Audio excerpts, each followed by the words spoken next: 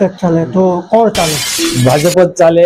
ભાજપના ઉમેદવાર તરીકે મનસુખભાઈ વસાવાની નામ પર મોહર લાગી છે, તો એમના લોકો શુભેચ્છા મુલાકાત સવારથી જ કરી રહ્યા છે. તો આપણે મનસુખભાઈ વસાવાને પૂછ્યું, સતત 7મી વખત ભારતીય જનતા પાર્ટીના ભરૂચના લોકસભાના ઉમેદવાર તરીકે જાહેરાત કરવામાં આવે, શું કહેશો? ભારતીય જનતા પાર્ટીએ ભરૂચ લોકસભા માટે મને 7મી વખત ઉમેદવાર તરીકે પ્રોજેક્ટ કર્યો છે.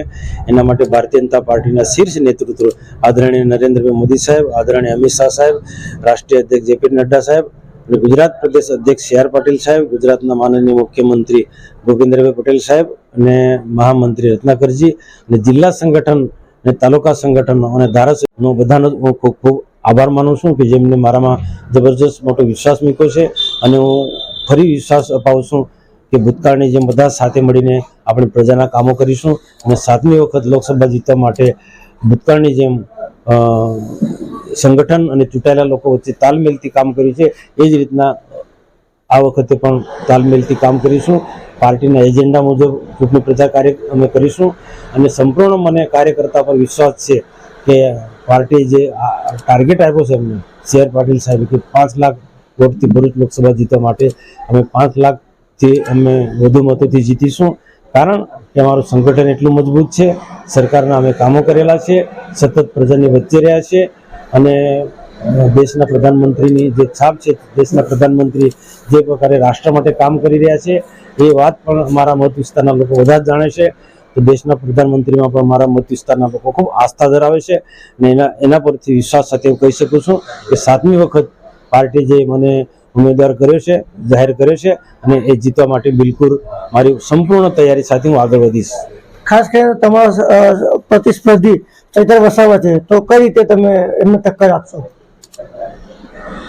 સ્વાભાવિક છે કે લોકસભાની ચૂંટણી હોય કે રાજ્ય સરકારોની ચૂંટણી હોય એમાં પ્રતિસ્પર્ધી તો હોવાના જ છે. સરપંચની ચૂંટણીમાં પણ પ્રતિસ્પર્ધી હોવાના છે. પણ હવે સરકારના કરેલા કામો, ભારતીય જનતા પાર્ટીનું જે સંગઠન છે એના આધારે અમે આ ભરૂચ લોકસભા માટે ભૂતકાળમાં પણ 6 ટર્મ અમે જીત્યા છે. એટલે 7મી વખત પણ ભારતીય જનતા પાર્ટીના એજન્ડા, સંગઠનના તાકાત પરથી અને સરકારમાં કરેલા કામોના આધારે અમે જીતીશું. જ્યારે સામે પક્ષે આમ આદમી પાર્ટી નવી પાર્ટી છે અને 7 ધારાસભ્યોમાંથી 6 ધારાસભ્યો ભાજપ પાસે છે, 1 ધારાસભ્ય માત્ર ડેડિયાપાડાના આમ આદમી પાર્ટી સાથે છે. તાલુકાના સંગઠન, જિલ્લાના સંગઠન કે નગરપાલિકા એ બધી ભારતીય જનતા પાર્ટી પાસે છે અને ચૂંટાયેલી પાંખ એટલી મજબૂત છે અને સાથે સાથે સંગઠન પણ મારું એટલું મજબૂત છે કે અમે આમ આદમી પાર્ટીને કે સામે બીજા જે પણ કોઈ આવે એમની સામે અમે મોટા લીડથી જીતીશું.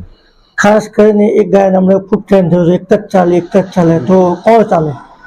દેખીતી વાત છે, લોકો ભાજપ જ ચાલે અને ભારતીય જનતા પાર્ટીના ઉમેદવાર તરીકે મને પ્રોજેક્ટ કર્યો છે તો મારામાં જે પ્રજા વિશ્વાસ મૂકે છે, મારા મતદારો વિશ્વાસ મૂકે છે અને મને આગળ ધરી રહ્યા છે કે મનસુખભાઈ ચાલે. અને એ આજે એવા મતદારોનો પણ આભાર માનું છું કે ઘણા સમયથી એ જ વાત મારામાં વિશ્વાસ મૂક્યો હતો અને એ આજે હું જોઈ રહ્યો છું ને એ લોકોનો વિશ્વાસ હું હંમેશા બની રહે એના મારા પૂરા પ્રયાસો રહેશે.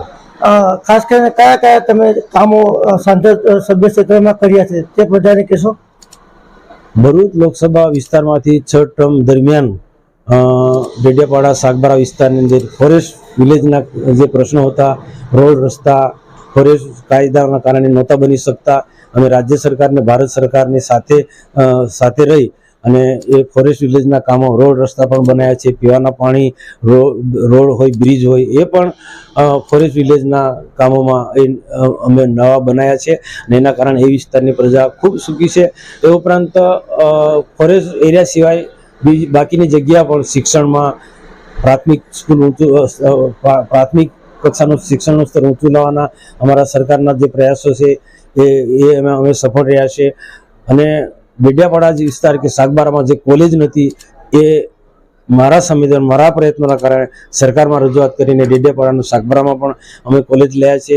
જ્યાં જ્યાં જરૂર જણાય ત્યાં રાજ્ય સરકારની અને ભારત સરકારની સ્કૂલો પણ અમે અમારા વિસ્તારની અંદર અમે લાવ્યા છે અને લોકોને રોજગારી મળે એના માટે પણ નિરંતર અમારા પ્રયાસો રહ્યા છે. કૃષિ ક્ષેત્રે પણ આદિવાસી સમાજ આગળ આવે એના માટે સરકારની અલગ અલગ સ્કીમમાંથી અમે એવા ખેડૂતોને પણ મદદરૂપ થયા છે. શહેરી વિસ્તારની જે વાત કરું, શહેરી વિસ્તારમાં એક સમયમાં એમ કહેવાતું કે ભરૂચ ભાંગી તોય ભરૂચ, પરંતુ એ કહેવતને અમે ખોટી પાડી છે. આજે ભવ્ય ભરૂચ છે, ભૃગુ ઋષિનું ભરૂચ તરીકે ઓળખાતું થઈ છે. અને એ ભરૂચ પર જે બ્રિજના નિર્માણ થયા છે, નર્મદા મૈયા bridge, Sardar Patel bridge, cable bridge, આ બધા ભારતીય જનતા પાર્ટીના શાસનમાં થયા છે, અમારા પ્રયત્નોના કારણે થયા છે. આ ઉપરાંત ભરૂચ લોકસભા વિસ્તારની અંદર ઇન્ડસ્ટ્રીઝ એરિયા જ્યાં જ્યાં આવેલો છે, જીઆઈડીસી ઝઘડિયા, જીઆઈડીસી દહેજ, પાનોલી જીઆઈડીસી, જે જીઆઈડીસીઓ જે છે, જીઆઈડીસીની અંદર ઉદ્યોગોને શાંતિ જોઈએ, તો એ શાંતિ જાળવવા માટે પણ નિરંતર અમે પ્રયાસ કર્યા છે. અને ક્યાંક ક્યાંક વચ્ચે ક્યાંક ઝઘડિયાનો જે ઘટના ઘટી, ફાયરિંગની જે ઘટના ઘટી, ત્યારે પણ મેં તંત્રની સાથે રહી અને ઝઘડિયા જીટીમાં હંમેશા શાંતિ સ્થપાય એના માટે અમે પ્રયત્નો કરી, મને સફળતા મળી છે.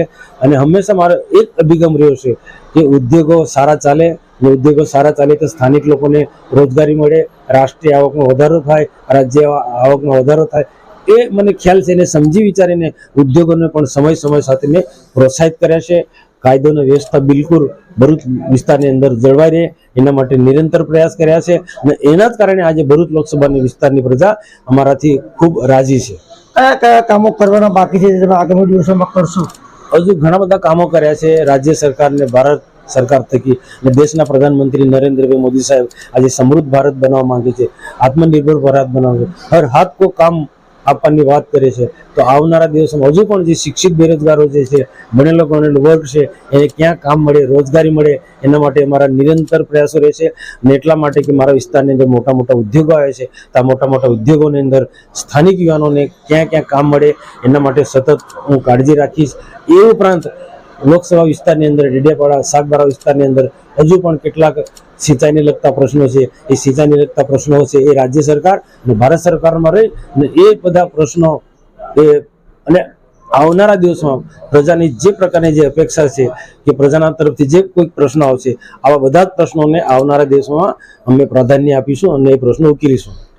ચોક્કસ આ હતા મનસુખભાઈ વસાવા કે જેઓ 6 વર્ષ સતત ભરૂચ લોકસભાના સાંસદ રહી ચૂક્યા અને 7મી વખત તેમના નામ પર મોહર લાગી છે.